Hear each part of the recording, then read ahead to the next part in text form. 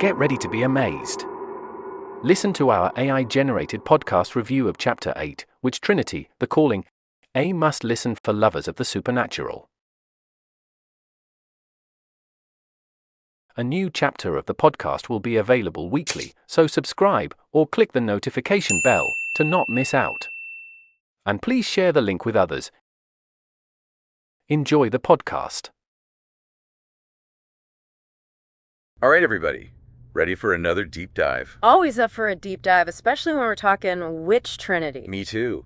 Especially after that last chapter. Seriously, talk about a cliffhanger. Right. So this is Chapter 8, and David Jones, he just keeps upping the stakes. He's like throwing us right into a magical battle royale. And right at the heart of it, there's this, how do I put it, this really intense curse. The Kazandra curse. And trust me, it's as bad as it sounds. Okay, so for those of us who need a refresher, what exactly are we dealing with here? Well, the Kazandra curse, it's not about physical pain.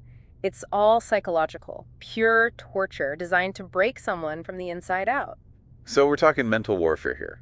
But how does it actually work? Imagine this. You're forced to relive the deaths of everyone you love over and over again. No escape, just constant grief, loss, despair. Okay, that's dark. Like, seriously messed up. But Serena, our protagonist, she has amnesia, right? Right. She's just starting to figure out her own life, her powers. So how can a curse like this even work if no one, not even Serena, knows what her deepest desires are? That's the million-dollar question looming over this whole chapter, right? But remember that Folktale Jones weaves in about the three brothers. The one where they have to find the most precious thing to break the curse on their parents. Exactly. And the youngest one, just by trying to get home, stumbles onto the answer. Yeah, because all the parents wanted was their son's safe. Exactly. It's all about love and connection, those primal desires. Which makes you think about what it would take to break the Kazandra curse, right? Right. Like, could uncovering Serena's true desire, even if she's unaware of it herself, be the key? It's a classic Jones move, weaving in these folk tales, giving us clues. Yeah. And then there's the crow. We have to talk about her. Oh, yeah. She's been a looming threat, but now she's front and center. She's the one behind this whole messed up situation, and she's not just trying to kill Simon, which is awful enough as it is.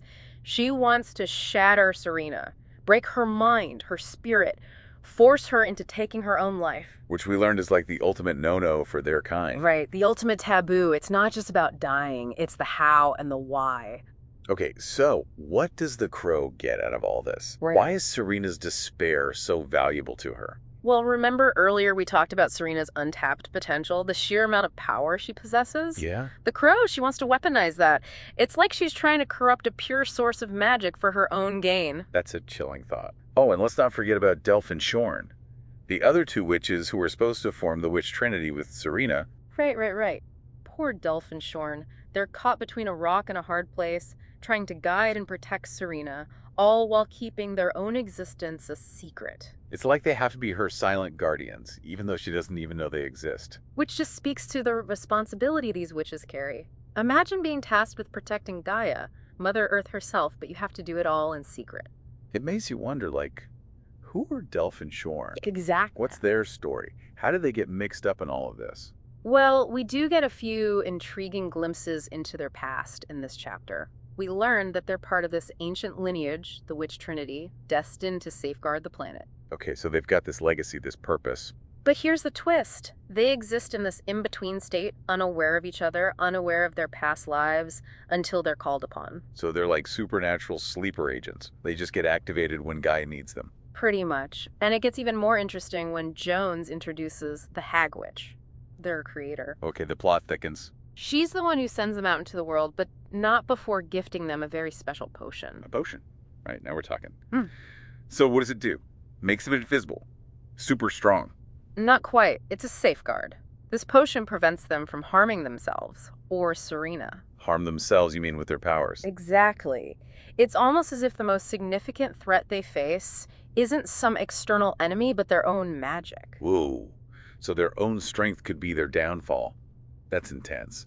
What happens next in this magical standoff? Well, buckle up, because Chapter 8 ends with one heck of a cliffhanger. Simon, always the hero, he confronts the crow head-on, hoping to buy Serena time to escape. Okay. But during the fight, something completely unexpected happens. Uh-oh, this doesn't sound good. Does Simon defeat the crow? Do they manage to get away? Well, not exactly. You see, Simon's heroic actions, they backfire, and not in a way anyone sees coming. Backfire how? What happens? Remember how the witches have been channeling their powers through Simon? Right, to stay hidden. It was their lifeline. But the crow's attack on Simon, it doesn't just injure him physically, it severs that connection they had. Wait, so instead of escaping their magic, it just goes haywire. Picture this. A surge of untamed magic, Delf's death magic, Shorn's life magic, erupting across the globe. Hold on. You're saying people are dying and coming back to life all over the place because of this? That's exactly what happens. Oh, wow. This just got real. Jones paints these incredibly vivid scenes, almost cinematic, of their magic running wild. Like what? Give me an example. Okay, imagine this.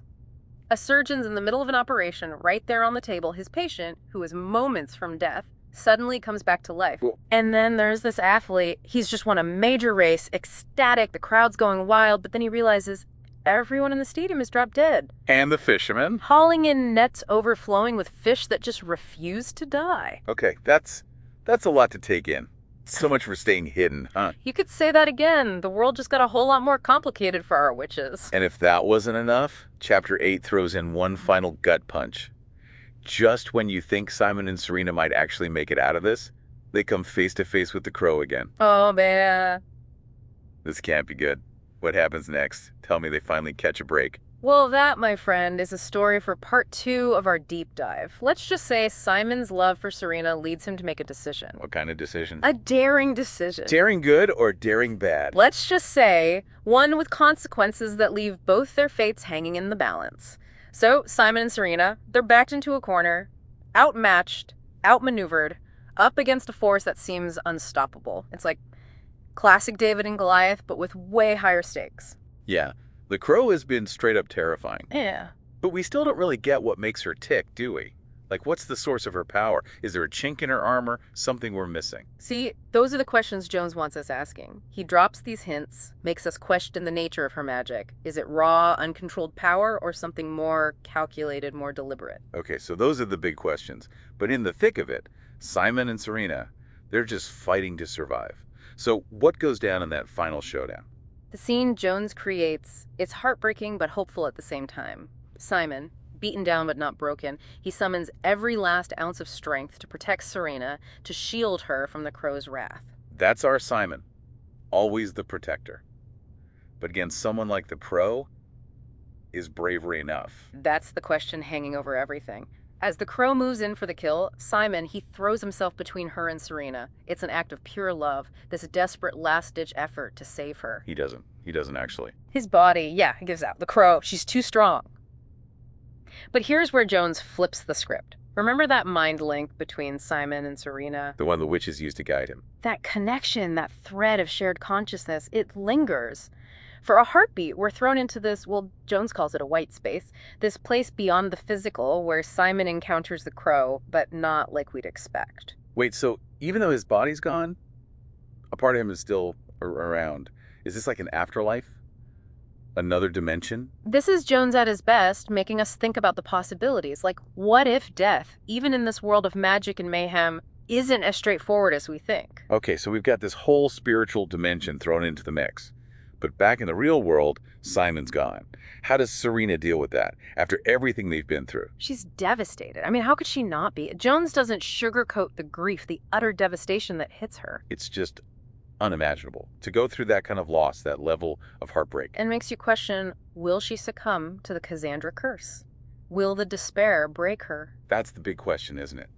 Will she rise above or get swallowed by the darkness? As Chapter 8 ends, Jones leaves us right on that precipice. But before we get to what's next for Serena, we need to address the global-sized elephant in the room. You mean the whole world being upended by out-of-control magic? Exactly. So, to recap, we've got Serena reeling from losing Simon, who may or may not be gone for good. Plus, there's this tidal wave of magic wreaking havoc all over the place. It's like Jones crammed 3 books worth of plot twists into one chapter. You're telling me, but that's what makes this story so gripping, right? He throws these huge, epic events at us, but then zooms in on the characters' very human, very raw emotions. It's like, yeah, the world might be ending, but we're still worried about Serena's broken heart. And the crazy thing is, it works. We feel the weight of those emotions, even amidst all the chaos. And that's what makes David Jones such a brilliant writer. He blends the familiar with the fantastic, ancient magic with modern anxieties, creating a world that feels both relatable and utterly captivating. This deep dive has been a wild ride. We've gone from ancient curses to global chaos, all while exploring the raw power of love and sacrifice. And the best part is, we've only just scratched the surface. Chapter 8 leaves us with a ton of unanswered questions, and I, for one, can't wait to see where Jones takes us next. If you're as eager as we are to find out what happens in the world of Witch Trinity, make sure you join us for our next episode where we tackle Chapter 9. Until then, keep those theories coming, and as always, happy reading.